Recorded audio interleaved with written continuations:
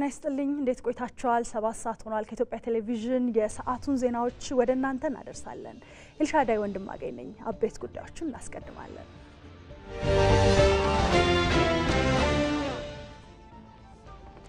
ጠቅላይ ሚኒስትር አብይ አህመድ የሳይንስ ሙዚየም ቋሚ አውደሪ የነገዋ ኢትዮጵያ የሳይንስና ምርምር ጉዞ የሚጸናበት ስፍራ መሆኑን ተናገሩ ጠቅላይ ሚኒስትሩ በተገኙበት የሳይንስ ሙዚየም ቋሚ አውደሪ ተከፍቷል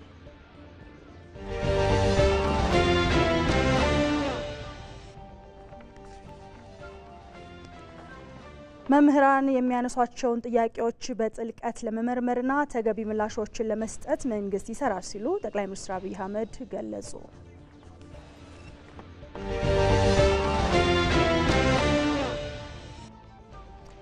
በኦሮሚያ ክልል ምዕራብ ሸዋ ዞን በጊንጪ ከተማ ከ22 ቢሊዮን ብር በላይ ወጪ የተገነባው የኬኛ ቤቨሬጅስ ፕሬዝዳንት ታዬ አጽቀሥላሴ መርቀው ከፈቱ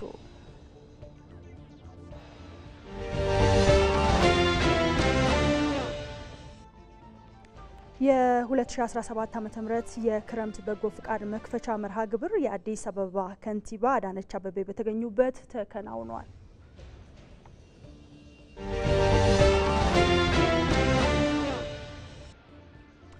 ከውጭ ተባብሶ በቀጠለው የኢራንና እስራኤል ጦርነት ቴህራን በወሰደችው የሚሳኤል መልሶ የማጥቃት ዘመቻ እስካሁን ባለው መረጃ 40 እስራኤላውያን መጎዳታቸው ተሰምቷል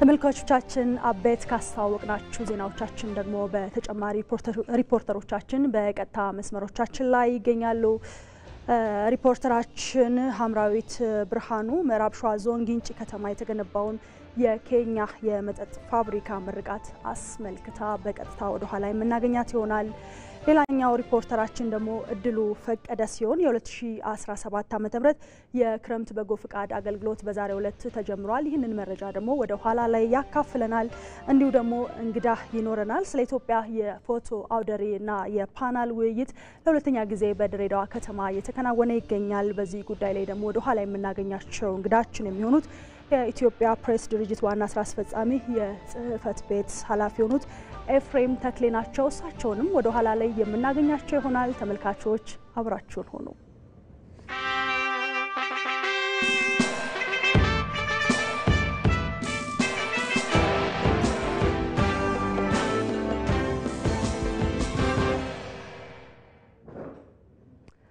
ወደ ቀዳሚው ዜና እናልፋለን ጠቅላይ ሚኒስትር አብይ አህመድ የሳይንስ ሙዚየም ቋሚ አውደሪ የነገዋ ኢትዮጵያ የሳይንስ የምርምር ጉዞ የሚጸናበት ስፍራ መሆኑን ተናገሩ ጠቅላይ ሚኒስትሩ በተገኙበት የሳይንስ ሙዚየም ቋሚ አውደሪ ተከፍቷል የቋሚ አውደሪው በአርቲፊሻል ኢንተለጀንስ በአየር ንብረትና በተለያዩ 5 አውደሪ ምድቦች የተደራጀ ነው በስነ ስርዓቱ ላይ በሀገሪቱ የመጀመሪያው የሆነው የህዋ ቅርስ ሉዓላዊ የትዕይንት አዳራሽም በይፋ ስራ ጀምሯል ሮዛ መኮንን ተጨማሪውን ይዛለች ኢትዮጵያ በሳይንስና ምርምር ዘርፍ ከመሰረተቻቸው ዩኒቨርሲቲዎችና ሌሎች ተቋማት ባሻገር በዘርፉ በላቀ ሁኔታ እንድትጠቀም የሳይንስ ሙዚየም ገንብታለች ይህ ሙዚየም ለኢትዮጵያ የረጅም ጊዜ ህልም ስኬት ተደርጎ የሚቆጠርም ነው ሳይንስ ሙዚየም አሁን ላይ ወደ ቋሚ አውደሪነት ስፍራ የተሸጋገረበትና በውስጡ የሚገኘው ዶም ይፋዊ ማስጀመሪያ ስነ ስርዓትም ተካሂዷል ጠቅላይ ሚኒስትር አብይ አህመድ ባለፉት 2 ዓመታት ይህን ሙዚየም ወደ ቋሚ አውደሪነት ስፍራ ለመቀየር ስራዎች ሲሰሩ መቆየታቸውን ተናግረዋል ቋሚ አውደሪው 5 ቋሚ አውደሪ ስፍራዎች እንዳሉትም ጠቁመዋል በዚህ ሳይንስ ሙዚየም 5 ፐርማነንት ኤግዚቢሽኖች አሉ የመጀመሪያው ሴክሽን አርቲፊሻል ኢንተለጀንስ ለጤና ለግብርና ለስማርት ሲቲ ለሰርቪሶች ለምሳሌ የሆቴል የካፌ ሰርቪሶች በሮቦቲክስ እንዴት ኤአይ ሰርቪስ መስጠት እንደሚችል የሚያሳይ አካባቢ ነው ኤአይ ከየት ተጀምሮ የት እንዳለና ወዴት እንደሚሄድ በዝርዝር ማስተማር የሚችል ቦታ ነው ከኤአይ ሴክሽን ስንወጣ ሁለተኛው ሴክሽን የኢንቫይሮንመንት ሴክሽን ነው የሰው ልጅ በተፈጥሮ ህግ ከተፈጥሮ ጋር ተስማምቶ መኖር ሲገባው ኃላፊነቱን በወጉ መወጣት ካልቻለ እና የተፈጥሮን ህግ ከሳተ የሚያስከትለውን ኮንሲኩዌንስ ያሳያል በግብርና በውሃና ኢነርጂ እንዲሁም በስፔስና የአየር ዘርፍ የሚገኙ ሀብቶችን የሚያሳዩ ስርዓቶችና ቁሳቁሶችም በቋሚ አውደ ርዕዩ የተካተቱ ናቸው። ሶስተኛው ሴክሽን የግብርና ሴክሽን ነው። ኢትዮጵያ እንደሚታወቀው ግብርናን በዓለም ላይ ከጀመሩ ጥቂት ሀገራት ወይም ቀደምቶቹ አንዷ ናት። በሞፈርና ቀንበር እርሻን ጀምረን ምርምርን ነገን መስራትን አስፓየር በበቂ ደረጃ ማድረግ ስላልቻን ከኋላ የመጡ የዘመነ ቴክኖሎጂ ተጠቅመው የበለጠ ምርት ያገኛሉ። እኛ እዛው ቀርተናል። አሁን ታሪካችንን ብቻ ሳይሆን አሁን ያለውና የነገውን ግብርና የሚያመላክት ሴክሽን ነው። ከዚያ ሲወጣ ያለው ሴክሽን የውሃና ኤነርጂ ነው። ውሃ ከአተም ጀምሮ እንዴት ኮምባይን አድርጎ ውሃ እንደሚሆን፣ እንዴት እንደሚበላሽ፣ እንዴት ምግብ እንደሚሆን፣ እንዴት ለግብርና እንደሚያገለግል፣ እንዴት ኤነርጂ እንደሚሆን በጣም አስደማሚ በሆነ መንገድ ያሳያል። በተለይ ሞዴሎቹ ከኤነርጂ አንጻር የሶላር ኤነርጂ አለ፣ የጂኦተርማል አለ። ከዚያ ሲወጣ ያለው ሴክሽን የስፔስ እና የአየር ሴክሽን ነው። በዚህ ሴክሽን ውስጥ መቼም በቀላሉ አክሰስ ልናደርጋቸው የማንችላቸው በጣም በርካታ ነገሮች አሉ። ሄሊኮፕተር የሊዮናርዶ የጣሊያን ኩባንያ የሰጠን የሲሙሌሽን አለ። ማንም ሰው ሄሊኮፕተሩን ትክክለኛ ሄሊኮፕተር ገብቶ እያበረረ ማየት ይችላል። የሳይንስ ሙዚየም ወደ ቋሚ አውደ ርዕይነት እንዲቀየር ላለፉት 2 ዓመታት በስራ ላይ መቆየቱን የተናገሩት ጠቅላይ ሚኒስትር አብይ አህመድ ለስኬቱ ርብርብ ያደረጉ አካላት ሊመሰገኑ እንደሚገባ ገልጸዋል። እነዚህ 5 ሴክሽኖች 2 ዓመት የፈጀበት ዋነኛው ምክንያት እነዚህን እቃዎች አሟልቶ ፐርማነንት ኤግዚቢሽን ለመጀመር በጣም ከፍተኛ ሪሶርስ ይፈልጋል። በውስጥ የያዘው ሀብት ህንጻውን 2 3 4 5 እጥፍ ይበልጣል። ህንጻው ያለው ዋጋና በውስጥ ያለው ዋጋ አንድ አይደለም። የስፔሱን ብቻ እንኳን ብንወስድ የኤር ዲፓርትመንቱን ብቻ ብንወስድ ጂኢ አዲስ ኢንጂን አስቀምጧል። በጣም ውድ ነገር ነው። የ777 ሲሙሌሽን በጣም ውድ ነው።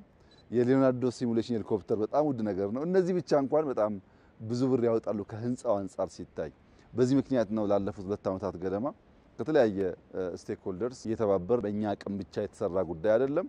በዚሁ አጋጣሚ ጀነራል ኤሌክትሮኒክስ ጂኢን እንዲሁም ቦይንግን፣ ሊዮናርዶን፣ የተለያዩ ፈረንሳይ የዩኤኢ ኩባንያዎችን በሀገር ውስጥም ያሉ ኩባንያዎች ይህ ስራ ኦን እንዲሁ የተባበሩንን እጅግ አድርጌ ማመስገን እፈልጋለሁ። ወላጆች ይህን የተሟላ የሳይንስ ሙዚየም ልጆቻቸው እንዲጎበኙ በማድረግ የነገዋን ኢትዮጵያ የሳይንስ ጉዞ ማጽናት እንደሚገባም ጠቅላይ ሚኒስትር አብይ አህመድ መልእክት አስተላልፈዋል።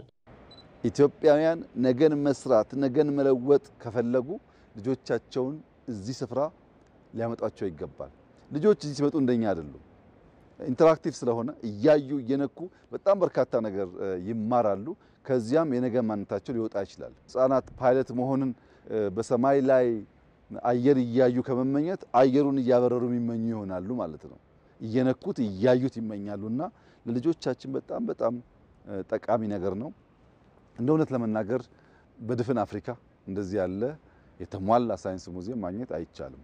በሌላውም ዓለም ቢሆን በጣም በተለይ ፊቸሪስቲክስ ፓርቱ በጣም ውድና ብዙም የሚገኝ አይደለም እና ልጆቻችን ትልቅ እድል እንደሆነ ተገንዝበው ክረምቱን ይሄን ፐርማነንት ኤግዚቢሽን በማየት ብዙ ትምህርት እንዲቀስሙ በታላቅ ትህትና ማሳሰብ ፈልጋለሁ። የሳይንስ ሙዚየም ቋሚ አውደ ርዕይና ለተለያዩ ምርምር የሚጠቅሙ የሳይንስ ውጤቶች ትዕይንት የሚቀርብበት ዶም ይፋ ማስጀመሪያን በርካቶች ተዘዋውረው ጎብኝተዋል።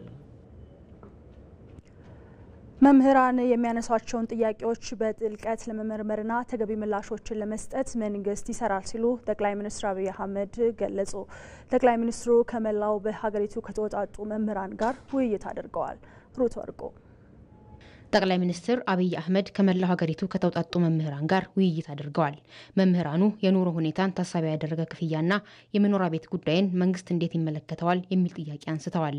የሙያውን ክብር የሚመጥን የኑሮ ውድነቱን መቋቋም የሚያስችል የመምህራን ማህበር ያሳተፈና በጥናት ላይ የተመሰረተ ደሞዝ ጭማሪም ሳይሆን ማስተካከያ ከወቅቱ ሁኔታ ጋር የሚል አንዱ በጣም በስፋት ሁሉም በሚባል ደረጃ ያነሱት ጉዳይ ነው። በከፍተኛ ትምህርትም በአጠቃላይ ትምህርትም በነገራችን ላይ እዚህ ተሰባሰብነው ከከፍተኛ ትምህርትና ከአጠቃላይ ትምህርት የመጣን መምህራን ነን። ሌላው ከመኖሪያ ቤት መስሪያ ቦታ ጋር የሚያያዝ ነው። እዚህ ጋር በተለይ የዩኒቨርሲቲ መምህራን ተደጋጋሚ ሲነሳ የነበረ እርሶም የሚገነዘቡት አቅጣጫ መሰጠት የሚመስለኝ ግን በብዙ ቦታ ተግባራዊ ያልተደረገ ጉዳይ አለ። የመምህራን ችግር በደሞዝ ጭማሪ ብቻ አይፈታም ያሉት ጠቅላይ ሚኒስትሩ የሀገሪቱን ወቅታዊ ሁኔታ መመልከትም እንደሚገባ አንስተዋል። ብዙዎቻችሁ የምታነሱት ለፖለቲካ ለቅንጦት ሳይሆን የሰርቫይቫል ጉዳይ አድርጋችሁ ነው። አጣጥመን ለመሄድ ማክሲመም እንሰራለን። ደሞዛውን ብንጨምር ለምሳሌ ለመምህራን ስፔሻል አድርገን 30-40% ብንጨምር አሁን ከሚያገኘው ብለን ብንጨምር ችግሩ ይፈታል ወይ? አይፈታም። የእናንተ ችግር በደሞዝ ጭማሪ ብቻ የሚመለስ ጉዳይ አይደለም። ገበታውን እናስፋው እንጂ ያለችውን ብንሻማ እሷን ብንቀራመት እኛም በደህነት ልጆቻችንም ከዛ የባሰ ደህነት ይጠብቃቸዋል። ገበታ ማስፋት በምርት ነው የሚመጣው፣ በከንቱ አይመጣም። እሱ ላይ አብረን መስራት ይኖርብናል። የመጀመሪያው ማቀፍ ምንድነው? አጠቃላይ በሀገር እንየው። ነፃ ጉዳይ ለእናንተ ብቻ አይሆንም። በሀገር ማቀፍ እናያለን። መምህራን በፖሊሲ ጉዳዩ ተሳትፎ እንዲኖራቸው ሁኔታዎች ለምን አይፈጠሩም የሚል ጥያቄ የተነሳ ሲሆን በጠቅላይ ሚኒስትሩ ምላሽ ተሰጥቶበታል። የተለያዩ ሀገራዊ ፖሊሲዎች ሲቀረጹ የመምህራን ተሳትፎ ማነስ፣ ሰላምና የመምህራን የሥራ ቦታ ደህንነት አለመኖር፣ ቀጥሎ በመምህራን ስም የሚቋቋም ባንክና ሆስፒታል አለመኖር፣ የመምህራን ባንክ መቋቋም፣ የግንባታ ድጋፍ መደረግ ቢችል የሚሉ ጥያቄዎች። በሁለተኛ ደረጃ የማነሳው ደግሞ የመልካም አስተዳደርን በተመለከተ በየደረጃው ያለው የመምህራን ማህበር ሚና ከሚሰራው አኳያ የመምህራን ማህበር በየደረጃው በሀገር አቀፍ በዩኒቨርሲቲዎች በኮሌጆች ብሎም በአጠቃላይ ትምህርት ያለው ተሳትፎ እና ኢንጌጅመንት እንዲኖረው ማዕቀፍ በፌደራል ደረጃ ቢዘረጋና ወደፊትስ ምን ቦታ ይዞ የጥያቄዎች እንደሚመልስ ቢደረግ። እኔ እጄን ሳላወጣ ጸደቀ እንዳትሉ አዋጅ አጽዳቂ ባለቤት ስላለ እሱ ያጽድቅ። እኔ ግን ለምን አልወያይበትም? ለምን አልመክርበትም? ሐሳብ አለኝ ስትሉ እንፈትሽ። እንዴት እንዳርገን እንደምንችል ያን ፕላትፎርም እንደምንፈጥር አሁን ቴክኖሎጂ ስላለ ቨርቹዋሊ ማድረግ ይቻላል። ችግር አይደለም። ብዙ ሐሳቦቻችሁ ጠቃሚ ስለሚሆን አሰራራችንን ፈትሸን ህጋችንን ፈትሸን የጎደለ ካለ የሞላን እንሂድ። ማህበራዊ ጉዳይ ላይ የትምህርት ፖሊሲ ላይ በእንደዚህ አይነት ጉዳይ መፈተሽ ያለባቸው ህጉን፣ አስተዳደሩን፣ ስትራቴጂውን አይተን የማይጣረሱ ጉዳዮች ከሆኑ የምናያቸው። የትምህርት ጥራትን ለማስጠበቅ አንዱ ጉዳይ የሆነው የትምህርት በጀት ጉዳይንም መምህራኑ አንስተዋል። ምናልባት ብዙም ጊዜ እንደ ጥቃቅን ተደርገው የሚነሱ ነገር ግን ከበጀት ጋር ተያያዥነት ያላቸው የትምህርት ጥራትን ከሚያስጠብቁ ግብዓቶች ጋር ጥያቄ ይነሳል። በአንድም ይሁን በሌላ ዩኒቨርሲቲዎች ለትምህርት ሚኒስቴርም በተለያየ አጋጣሚ ይጠይቃሉ።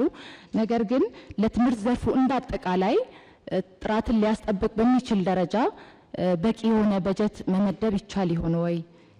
እያንዳንዱ ዩኒቨርሲቲ የሚወስደው ገንዘብ ብትደምሩት የትኛውም ተቋም ኢትዮጵያ ውስጥ ያን የሚያክል በጀት የሚወስድ የለም።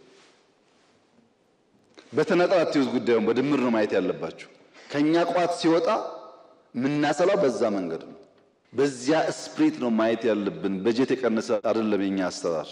ዩኒቨርሲቲ አካባቢ ያሉ ሰዎች እዚህም ካላችሁ እኔ እስካሁን ባየሁት ጥቂት ዩኒቨርሲቲ ካልሆነ በቀር አብዛኛው የሰፈር ልጅ ቀጥሮ የሰፈር ቲፎዞ አምጥቶ ፕሮጀክት ምናምን ኮሚሽን ብሎ ወንበሩን የሚያደላድል እንጂ ዩኒቨርሲቲ ግቢ እንኳን የሚያጸዳ ሰው ብዙ አላየውም። ግቢውን ተውት አገሩን።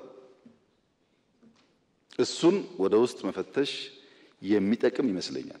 ሌላው የተነሳው የመምህራን ስልጠናና ብቃት ጥያቄ ጉዳዩን በጥልቀት ማየትና መመርመር የሚገባው ነው የሚል ምላሽ ተሰጥቶበታል። በደንብ ማየት አለብን። ከመምህራን ሙያ ብቃት ጋር ስልጠና ጋር ከትምህርት ፍኖተ ካርታችን ጋር ስትራቴጂያችን ጋር ያነሳቸው ጉዳዮች ፍተሻ ይፈልጋሉ። ጠቅላይ ሚኒስትር አብይ አህመድ ከመምህራኑ ጋር በነበራቸው ውይይት መንግስት መሰል ውይይቶችን ለማድረግና ችግሮችን በጋራ እየፈቱ ለመሄድ ዝግጁ ነው ብለዋል።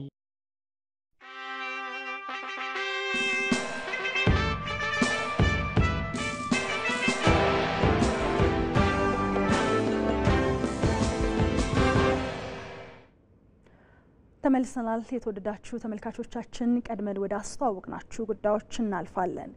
በኦሮሚያ ክልል ምዕራብ ሸዋ ዞን በጊንጪ ከተማ ከ22 ቢሊዮን ብር በላይ ወጪ የተገነባው የኬኛ የመጠጦች ፋብሪካ ፕሬዝዳንት ታዬ አጽቀሥላሴ መርቀው ከፍተውታል። በምርቃት ስነ ስርዓቱ ላይ የፌዴራል ፕሬዝዳንት ታዬ አጽቀሥላሴ፣ የኦሮሚያ ክልል ርዕሰ መስተዳደር ሽመልስ አብዲሳ፣ የጠቅላይ ሚኒስትሩ የምስራቅ አፍሪካ ጉዳዮች አማካሪ ጌታቸው ረዳ፣ የፌዴራልና የክልል ከፍተኛ አመራሮችና ተጋባዥ እንግዶች ተገኝተዋል። በ110 ሄክታር ላይ ያረፈው ኬኛ የመጠጦች ፋብሪካ ዓለም አቀፍ ደረጃውን የጠበቁ አልኮልና ከአልኮል ነፃ መጠጦችን እንደሚያመርት ተገልጿል። በዚህ ጉዳይ ላይ ደግሞ ተጨማሪ መረጃ ልትሰጠን ሪፖርተራችን ሀምራዊት ብርሃኑ በቀጥታ መስመራችን ላይ ትገኛለች። እንዴት ቆይተሻል ሀምራዊት? ዛሬ የተመረቀው የኬኛ ቤቨሬጅስ ምርቶችን ከማምረት ባሻገር ለአካባቢው ነዋሪዎች ምን እድል ይዞ ይመጣል ተባለ የሚለውን ለተመልካቾች አጋሪልን። አመሰግናለሁ ኤልሻዳይ። እንግዲህ አንቺም ቀደም ብለሽ እንዳነሳሽው በዚህ በጊንጪ ከተማ የኬኛ ቤቨሬጅ በዛሬው ዕለት ተመርቋል። እንግዲህ ይህንንም ቤቨሬጅ መርቀው የከፈቱት የኢፌዴሪ ፕሬዝዳንት ታዬ አጽቀሥላሴ ናቸው። እንግዲህ እሳቸው ብቻ አይደሉም። በዚህ የምርቃት ስነ ስርዓት ላይ የተገኙት የኦሮሚያ ክልል ፕሬዝዳንት ሽመልስ አብዲሳ እንደዚሁም ደግሞ ሌሎች ተጋባዥ እንግዶች ቅድም እንደገለጽሽው የተገኙበት ነው ማለት ነው። እንግዲህ ፕሬዝዳንቱ በዚህ መድረክ ላይ እንዳነሱት እንግዲህ ይህ በተለይ በዘመናዊ ቴክኖሎጂዎችን ከሀገር በቀል እውቀት ጋር በማጣመር የተገነባው ይህ ቤቨሬጅ ለማህበረሰቡ እጅግ ብዙ የሆኑ ዘርፈ ብዙ ጠቀሜታዎችን እንደሚያስገኙ የገለጹበት ነው። በተለይም ደግሞ የህዝቡን የኢኮኖሚ ተጠቃሚነት ከፍ የሚያደርጉ ናቸው። እንደሚታወቀው እንግዲህ በዚህ አካባቢ የግብርና ምርቶች በአብዛኛው የሚመረቱበት ነው፣ እንደ ገብስ ያሉ ማለት ነው። እንግዲህ እነዚህን ምርቶች በአቅራቢያው ለዚህ ለፋብሪካው አርሶ አደሮች በመስጠት ገቢያቸውንና ኢኮኖሚያቸውን የሚያሳድጉበት እንደዚሁም ደግሞ እንግልታቸውንም የሚቀንስ ሊሆን የሚሆን እንደሆነ ነው የገለጹት ማለት ነው። ሌላኛው እንግዲህ በተለይም ደግሞ ኢንቨስትመንቶችን ሌሎች ኢንቨስትመንቶችን የሚጠራ አካባቢም እንደሚሆን ነው የተገለጸው። ይህ ዘመናዊ የሆነው ቤቨሬጅ የተገነባው በተለይም ሌሎችንም ኢንቨስትመንቶች ለመቋቋም የራሱ የሆነ ሚና እንደሚጫወት የገለጹበት ነው ማለት ነው። እንግዲህ ሌላው የስራ እድል ፈጠራ የራሱ የሆነ አስተዋጽኦ እንዳለው ነው የገለጹት። በዚህ አካባቢ እንግዲህ ምንም አይነት ፋብሪካ እንደሌለ ከዚህ በፊት የተለያዩ አስተያየቶች ሲነሱ የቆዩ መሆናቸው ይገለጻል። እንግዲህ የህዝቡን ጥያቄ መንግስት ተቀብሎ ይሄንን ቤቨሬጅ እንዳቋቋመው ይገለጻል። እንግዲህ ይህ ደግሞ ለህዝቡ መልስ የተመለሰበት ለአካባቢውም ደግሞ ወጣቶች የስራ እድል የሚፈጠርበት ነው። እንደዚሁም ደግሞ ሌላው በተለይም ደግሞ ከተለያዩ ክልሎችና ዞኖች ጋር የገበያ ትስስር የሚፈጥር ትልቅ ካምፓኒ እንደሆነ ነው የተገለጸው ማለት ነው። ሌላኛው እንግዲህ በተለይ በአጠቃላይ እሳቸው ያነሱት እንግዲህ ይህ ቤቨሬጅ በዚህ አካባቢ መቋቋሙ የተለያዩ የሀገርን ኢኮኖሚ ብቻ ከማሳደግ ባሻገር ለአካባቢው ማህበረሰብ የተለያዩ መሰረተ ልማቶችን የማሟላት ግዴታ እንዳለበትም ነው ያነሱት ማለት ነው። በሐሳባቸው የመንገድ፣ የማብራት፣ የውሃና ሌሎችንም መሰረተ ልማቶች ማሟላት አለባቸው ብለዋል ማለት ነው። እንግዲህ ሌላው የኦሮሚያ ክልል ርዕሰ መስተዳድር ሽመልስ አብዲሳ ባስተላለፉት መልእክት ሀገራችን በርካታ የተፈጥሮ ሀብቶች ያሏት ናት። እነዚህን ሀብቶች ግን በመጠቀም የስራ እድሎች እንደዚሁም ደግሞ የንግድ እድሎችን መጠቀም አልቻልንም። አሁን ግን ስራዎች ትኩረት ሰጥቶ መንግስት እየሰራ መሆኑ ይታወቃልና እነዚህን እድሎች በመጠቀም የስራ እድልን ለሌሎች በመፍጠር ኢኮኖሚያችንን ማሳደግ እንደሚገባ ነው የተገለጸው ማለት ነው። ገና እንሰራለን ብለዋል። ሪፖርተራችን ሀምራዊት ብርሃኑ ለመረጃዎችሽ እናመሰግናለን። ባለሽበት መልካም ቀን ይሁንልሽ። እንቀጥላለን ተመልካቾች። ወደ ሌላኛው ጉዳይ አልፋለሁ። የ2017 ዓ.ም የክረምት በጎ ፍቃድ መክፈቻ መርሃ ግብር የአዲስ አበባ ከንቲባ አዳነች አቤቤ በተገኙበት ተከናውኗል። በዘንድሮ ክረምት የ18 የበጎ ስራ ተግባራት የተለዩ ሲሆን ከነዚህ መካከል የአቅመ ደካሞችን ቤት መስራት ትኩረት የሚሰጥበት መሆኑን ከንቲባዋ ገልጸዋል። በዚህ ጉዳይ ላይ ደግሞ ተጨማሪ መረጃ ሊያደርሰን ሪፖርተራችን እድሉ ፈቀደ በቀጥታ መስመራችን ላይ ይገኛል። እንደምን ቆየ እድሉ? እንግዲህ እንደሚታወቀው በተለይ በአዲስ አበባ ከተማ አስተዳደር በየዓመቱ የበጎ ስራዎች እንደሚከናወኑ ይታወቃል። ዘንድሮም ደግሞ የ2017 ዓ.ም የበጎ አገልግሎት መክፈቻ መርሃ ግብር ከንቲባ አዳነች አቤቤ በተገኙበት መክፈቻ ስነ ስርዓቱ እንደተከናወነ በመረጃው አመላክተናል። እስኪ ያለውን አጠቃላይ ድባብ ለተመልካቾች አጋራለን። አመሰግናለሁ አልሻዳይ። አንቺም መግቢያሽ ላይ እንዳነሳሽው እንግዲህ በሀገራችን ኢትዮጵያ ላለፉት በርካታ ዓመታት የበጎ አድራጎት ስራዎች በየክረምቱ ይከናወናሉ። በዚህም ደግሞ በርካታ ዜጎች በዚህ ተጠቃሚ የሆነው እንደሆነም ይነሳል። እንደዚሁም ደግሞ ለሀገር ኢኮኖሚና ለጋራ እድገትም እንደዚሁም ከፍተኛ ሚና እንደሚጫወት ነው በተደጋጋሚ በዚህ ጉዳይ የሚነሳው። በዘንድሮ በ2017 የክረምት በጎ ፍቃድ አገልግሎትን ለማስጀመር በዛሬው ዕለት የአዲስ አበባ ከንቲባ አዳነች አቤቤ በተገኙበት መርሃ ግብሩ በይፋ ተጀምሯል። በዚህ መርሃ ግብር ላይ እንግዲህ በርካታ የክፍለ ከተማ አመራሮች እንደዚሁም በጎ ፍቃደኛ የሆኑ ወጣቶች በስፍራው ከተለያዩ ክፍለ ከተሞች ተገኝተው ተሳትፈዋል። እንግዲህ በመድረኩ ላይ በርካታ ከበጎ ፍቃድ ጋር የተያያዙ በርካታ ጉዳዮች ተነስቷል። እንግዲህ የበጎ ፍቃደኝነት በተለያዩ ሀገራት ስንመለከት በርካታ ተሞክሮችም የታየበት በርካታ ሀገሮችም እነዚህ በተለይ የክረምት 90 ቀናትን የሚጠቀሙበት እንደሆነ መድረኩ ላይ ተነስቷል። ምክንያቱም በርካቶች ተማሪዎችን ጨምሮ ከስራቸው እረፍት የሚያገኙበት በርካታ ወጣቶች ከትምህርት ቤት መልስ ቤታቸው የሚያሳልፉበት በተለይም ደግሞ የወጣቱን ጉልበት የሚገኝበት ወቅት እንደመሆኑ መጠን በዚህ በክረምት እንደዚህ የተመሰል ስራዎች መስራት ደግሞ እጅግ በጣም ጠቃሚ መሆኑ በመድረኩ ተነስቷል። ለዚህም ከዚህ ቀደም ለሰሩ የበጎ ፍቃደኛ ወጣቶች ላቅ ያለ ምስጋናም ቀርቦላቸዋል። ከዚህ ቀደም በተሰሩ ስራዎች በርካታ ለውጦች እንደ ሀገርም እንደ ከተማም በርካታ ለውጦች የታዩበት እንደሆነም ነው የተነሳው። በተለይም ከንቲባዋ እንዳነሱት ከሆነ እንደዚህ መሰል ሰው ተኮር የሆኑ ስራዎች አሁንም ተጠናክረው መቀጠል እንዳለባቸው ወጣቶች ከዚህ በበለጠ መበርታት እንዳለባቸው በተለይም ደግሞ አቅመ ደካሞችን ማገዝ እንዳለባቸውና የበጎ አድራጎት ስራዎች ከዚህ በተሻለ ተጠናክሮ መቀጠል እንዳለባቸው አንስተዋል። ቅድም መግቢያሽ ላይ እንዳነሳሽው 18 በጎ ተግባራት ተብለው የተለያዩ ጉዳዮች አሉ። ከነዚህ መካከል በዋናነት የአቅመ ደካሞችን ቤት መስራት በዋናነት ትኩረት ተሰጥቶበት እንደሚሰራም ነው ከንቲባ አዳነች አቤቤ ያነሱት። በዚህ በ90 ቀናትም ማለትም በዚህ በክረምት ማለት ነው ከ4500 በሚሆኑ ቤቶችን ሰርተው ለአቅመ ደካሞች ለማስረከብ ቁርጠኛ መሆናቸውና ቅድመ ዝግጅት መጠናቀቁንም እንደዚሁ አንስተዋል። እንደዚሁም ደግሞ ከ400 በላይ ለሚሆኑ ወላጅ አልባ የሆኑ ህጻናቶች እገዛ እንደሚደረግላቸውም እንደዚሁ ተነስተዋል። የትራፊክ ፍሰትን የሚቆጣጠሩ ወጣቶች እንደዚሁም ደግሞ ሰላምና ጸጥታ፣ የአረንጓዴ አሻራ በተለይ በአረንጓዴ አሻራ ስንመለከት በአዲስ አበባ ከተማ በተለያዩ አካባቢዎች ላይ የውበት ስራዎችን በመስራት በተለይ በዚህ በአመታት ውስጥ በተለያዩ በዝናብ በጎርፍ የተበላሹ ቦታዎች ቦዮችን ማስተካከል ማጽዳትን የመሰሉና ሌሎችም እነዚህ ከ18 ውስጥ የተካተቱ ተግባራት በዋናነት በማስተባበር እንደሚሰሩ ነው በከንቲባዋ የተነሳው ማለት ነው።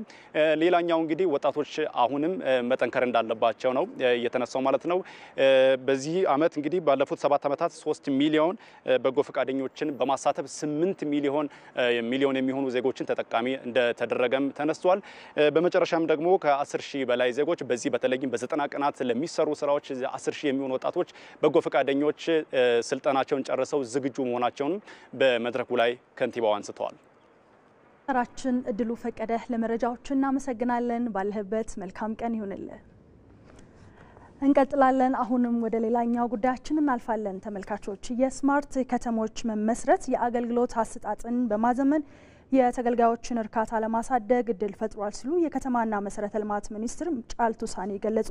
መሰረተ ልማት ስለ ኢትዮጵያ የፓናል ውይይት በድሬዳዋ ተካሄደ። በኢትዮጵያ ፕሬስ ድርጅት የሚዘጋጀው ስለ ኢትዮጵያ የፎቶ አውደ ርዕይና የፓናል ውይይት በምዕራፍ 2 መሰረተ ልማት ስለ ኢትዮጵያ በሚል መሪ ሀሳብ ነው በድሬዳዋ የተካሄደው። በመርሃ ግብሩ ከትራንስፖርት፣ ከቴሌኮም፣ ዲጂታል መሰረተ ልማት አገልግሎት እንዲሁም ከኃይል አቅርቦት ጋር በተያያዘ ጽሁፎች ቀርበው ውይይት ተካሂዶባቸዋል። ስለ ኢትዮጵያ የፎቶ አውደ ርዕይና የፓናል ውይይት በሁለተኛ ምዕራፍ ዝግጅት 6ኛው መድረክ ነው በድሬዳዋ አስተዳደር የተካሄደ የሚገኘው። በዚህ ጉዳይ ላይ ተጨማሪ መረጃ ሊያደርሱን የኢትዮጵያ ፕሬስ ድርጅት ዋና ስራ አስፈጻሚ የጽህፈት ቤት ኃላፊ ኤፍሬም ተክሌ እንግዳችን ናቸው። ከሳቸው ጋር መጠነኛ ቆይታ እናደርጋለን። እንዴት ውለዋል አቶ ኤፍሬም? ስለ ጊዜዎት እናመሰግናለን። ስለ ኢትዮጵያ የፎቶ አውደ ርዕይ ውይይት ለሃኛ ጊዜ እንደተካሄደ ይታወቃል። መድረኩ ያስገኛቸው ውጤቶች ምንድናቸው? በዛሬው ዕለትም የፓናል ውይይት ተካሂዷል። በዛ የተነሱ ዋና ዋና ሀሳቦች ምንድናቸው የሚለውን ያጋሩ። አመሰግናለሁ። ስለ ኢትዮጵያ የኢትዮጵያ ፕሬስ ድርጅት የሚያዘጋጀው አሁን 20ኛ ዙር የተካሄደው የሰዎች ስለ ኢትዮጵያ ጉዳይ ላይ የመወያየት፣ የመከራከር፣ የመመካከርና የንግግር ባህላችንን ሊያሳድጉ የሚችሉ ጉዳዮችን ላይ ያተኮረ ፕላትፎርም ነው። ዛሬ የተካሄደው ለ20ኛ ጊዜ ነው። ከዚህ በፊት በነበሩት መርሃ ግብሮቻችን በሐሳብም በምግባርም ልዩነት ያላቸው ግን ኢትዮጵያ አጀንዳቸው የሆኑ ሰዎች በአንድ አዳራሽ ውስጥ ቁጭ ብለው ተወያይተዋል፣ ተመካክረዋል። ያንን መልሰን ለኢትዮጵያ ሕዝብ በሜንስትሪም ሚዲያው እናስተላልፋለን። ስለ ኢትዮጵያ መድረኩ ተጓዥ ነው። አዲስ አበባ ብቻ የሚካሄድ ሳይሆን በኢትዮጵያ የተለያዩ ከተሞች ውስጥ ያሉትን መልካም አጋጣሚዎችና አስቸጋሪ ሁኔታዎችንም ጭምር በመጋራት የምናደርገው ከማህበረሰቡ ጋር ትስስር የምንፈጥርበት ነው። ሌላው ስለ ኢትዮጵያ መድረክ በአንድ አዳራሽ ውስጥ ኤሊቱ ብቻ ተወያይቶ የሚያበቃው ሳይሆን ወደ ማህበረሰቡም በሜንስትሪምና በዲጂታል ሚዲያው የምናወጣው ነው። እውቀት ያላቸው ጥበብ ያላቸው ሰዎች ነገር ግን የሚዲያውን እድል ያላገኙ ሰዎችም እንደዚሁ አምጥተን የምናወያይበት ነው። የዛሬው 20ኛው መድረክ በድሬዳዋ ከተማ የተካሄደው ስለ ኢትዮጵያ የመሰረተ ልማትን የተመለከተ ነው። በመሰረተ ልማት ጉዳዮች ላይ ለምሳሌ በመንገድ፣ በባቡር፣ በወደብ እና እንደዚሁም ደግሞ በአቪዬሽን ኢንዱስትሪው ያለው የኢንፍራስትራክቸር የመሰረተ ልማት እድገት ምን ይመስላል፣ ወደፊትስ ኢትዮጵያ ኢኮኖሚ እያደገ ሲሄድ ምን አይነት ኢንፍራስትራክቸሮች ያስፈልጓታል የሚለውን በዘርፉ ላይ ያሉት ሰዎች ማብራሪያ ሰጥተዋል።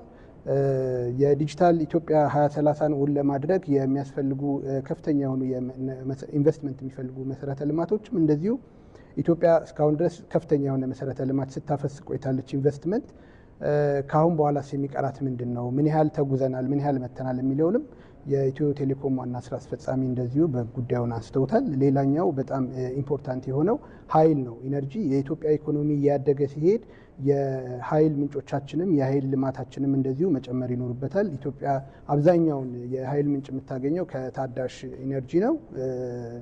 በዛ ጉዳይ ላይ አሁን በውሃ በንፋስ እንደዚሁም ከሙቀት የምናገኘውን ከሶላር ሲስተም የምናገኘው ኃይል ምን ያህል ይሆናል፣ ወደፊትስ ምን ያህል ያስፈልገናል የሚለውንም እንደዚሁ በዘርፉ የተሰማሩ ምሁራን አንስተዋል። በአጠቃላይ የመሰረተ ልማት ስለ ኢትዮጵያ የኢትዮጵያ አጀንዳው የሁላችንም ነው። ኢትዮጵያ እስካሁን ድረስ ኢትዮጵያ መንግስት ከፍተኛ የሆነ መዋለ ንዋይ በትላልቅ መሰረተ ልማቶች ላይ ያፈሳል። ያንን ደግሞ ማህበረሰቡ ደግሞ የመጠበቅ ግዴታ አለበት፣ የመንከባከብም እንደዚሁ ያንን ግንዛቤም ለመፍጠር ያለመ ነው። የኢትዮጵያ ፕሬስ ድርጅት ዋና ስራ አስፈጻሚና የጽህፈት ቤት ኃላፊ ኤፍሬም ተክሌ ስለሰጡን መረጃ እናመሰግናለን። ባሉበት መልካም ቀን ይሁንልዎት።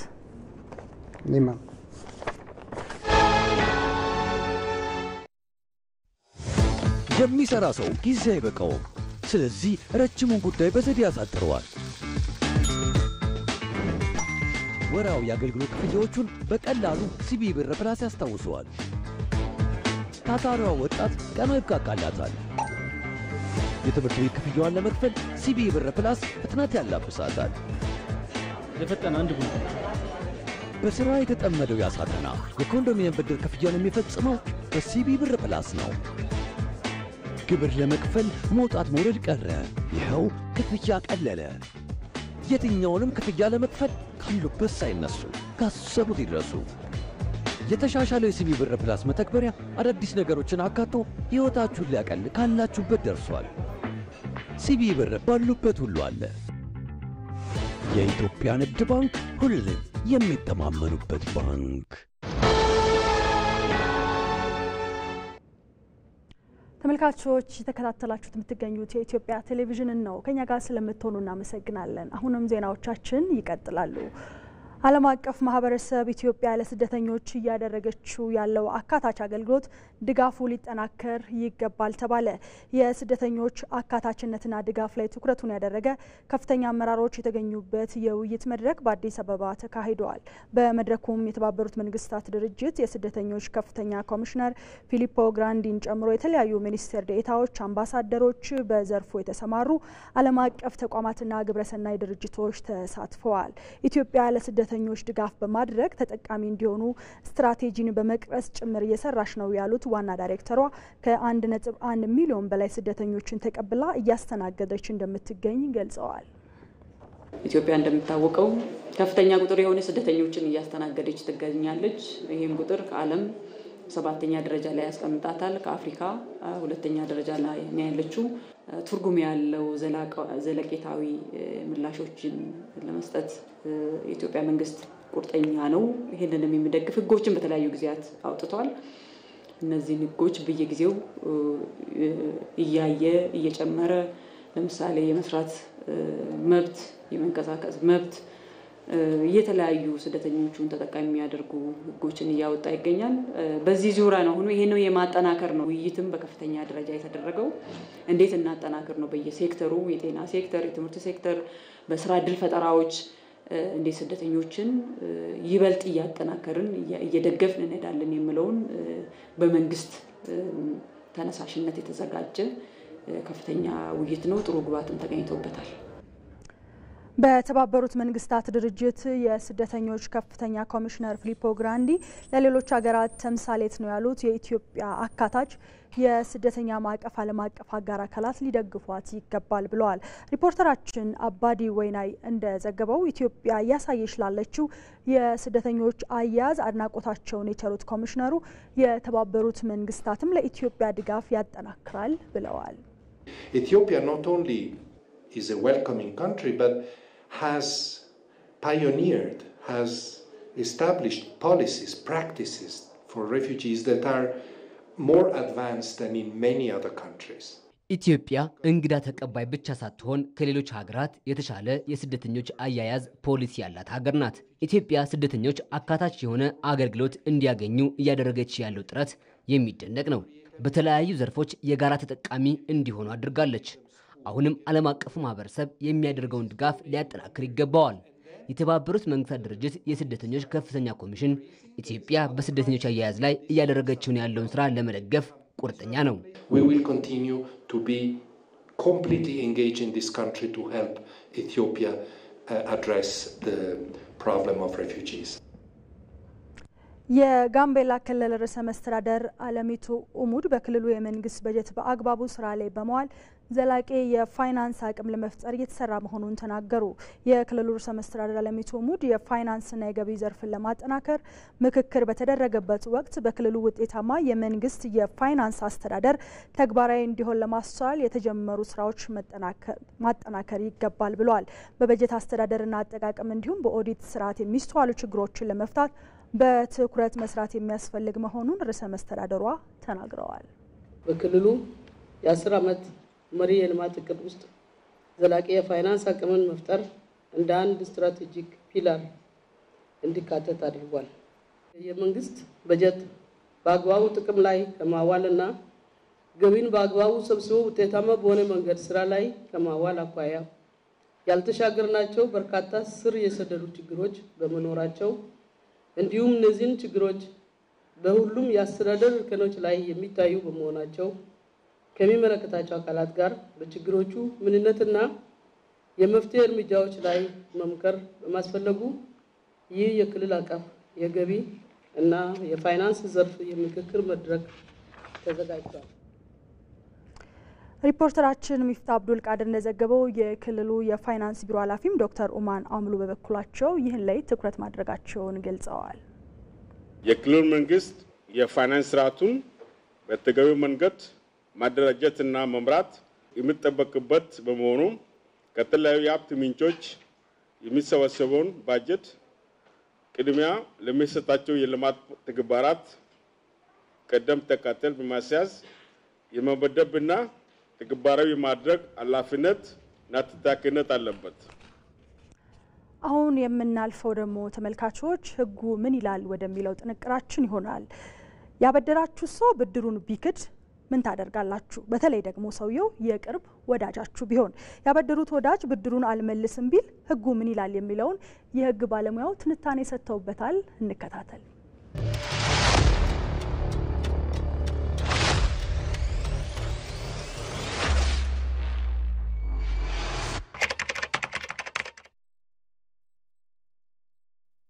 በጓደኝነት በዝምድና የምታደርጋቸው የብድር ስምምነቶች ይኖራሉ።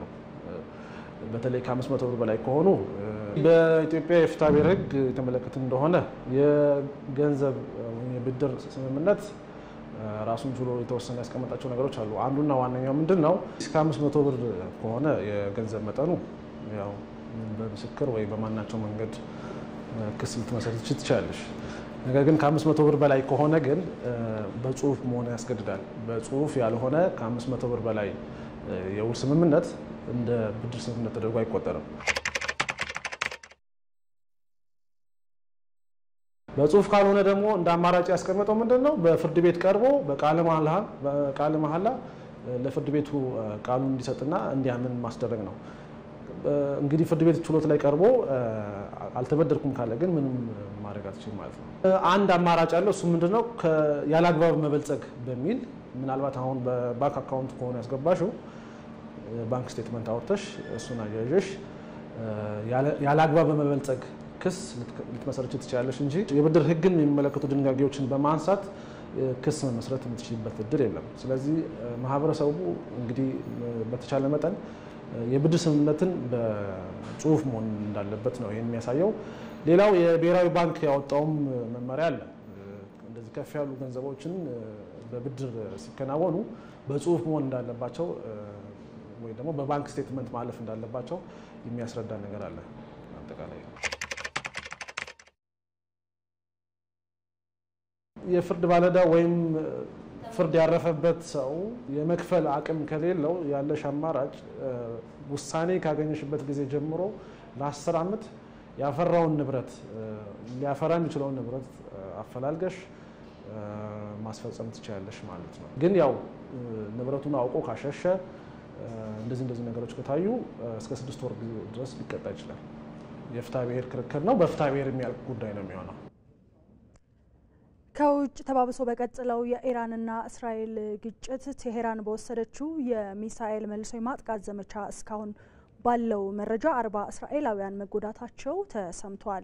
በአንጻሩ እስራኤል ባደረሰችው ጥቃት ጉምቱ ባለስልጣናትን ጨምሮ 78 ሰዎች እንደሞቱባትና 320 ሰዎች ደግሞ እንደተጎዱ ኢራን ተናግራለች።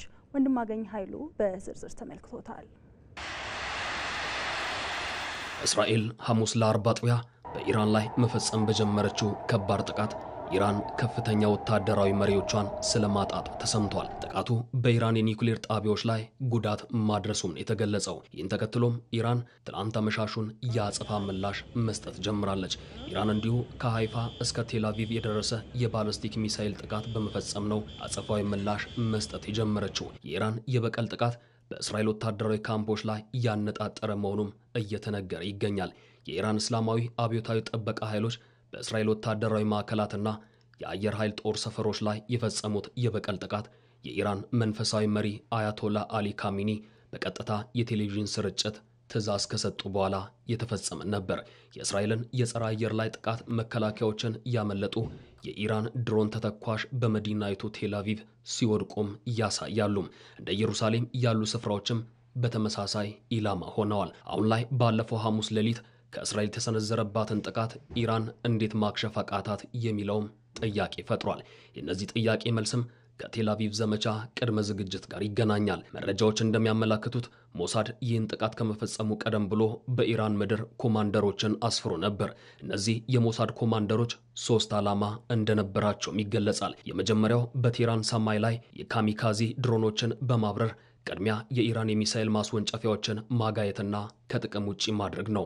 ሁለተኛው ምን እንደሆኑ በግልጽ ያልተነገሩ ሚሳኤሎችን ወደ ኢራን ቀድሞ በማስገባትና ሰዓቱ ሲደርስም በመተኮስ የቴህራን የጸረ አየር ላይ ጥቃት መከላከያ ስርዓቶችን በማውደም የጦር ጀቶችን ሊሰነዘር ከሚችል ከአደጋ ነፃ በማድረግ ሰማዩን ክፍት ማድረግ ነው። ሌላኛውና ሶስተኛው ደግሞ ከጦር ጀት ላይ የሚተኮሱ ሚሳኤሎች ኢላማቸውን በስኬት እንዲመቱ ትክክለኛ ቦታውን መለየትና የምድር ላይ መረጃ ለሚሳኤሎቹ ማቅረብ ነው።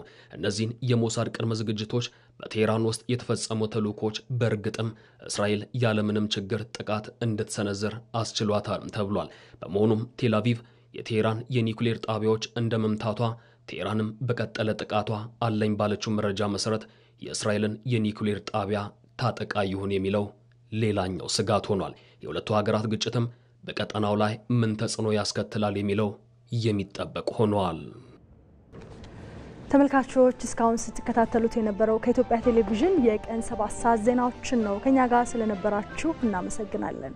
ኤልሻዳይ ወንድማገኝ ነኝ። በያላችሁበት መልካም ጊዜ